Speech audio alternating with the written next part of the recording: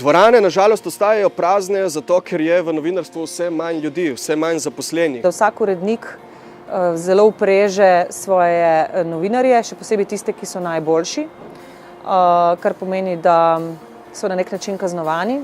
Ogromno kolegov se enostavno danes bori zgolj za golo preživeti in zato nima niti časa razmišljati o nekih nedosegljivih zgledih.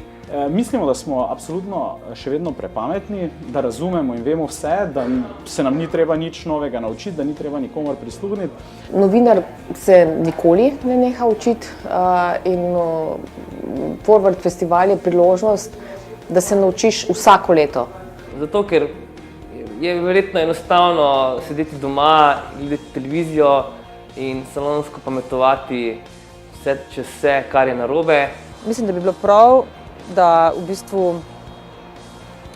uredniki dajo novinarjem, ki se želijo naučiti še nekaj novega, da jim omogočijo, da grejo na festival naprej Forward. Dolgoročni efekt je ta, da s tem dobijo novinarje, ki vejo več. Novinarstvo brez napak ne obstaja, ampak mislim, da jih delamo absolutno preveč, tudi zaradi te zaverovanosti, da smo v bistvu pojedli vso pamet tega sveta, da nam ni treba vsak dan znova v bistvu odpirati sami pri sebi temeljnih dilem tega poklica, časa in prostora. Morda je čas, da se ustavimo, da razmislimo in da tudi v bistvu dobimo nekaj več in novega znanja, zato da bomo ljudem lahko povedali, kam ta družba sploh gre.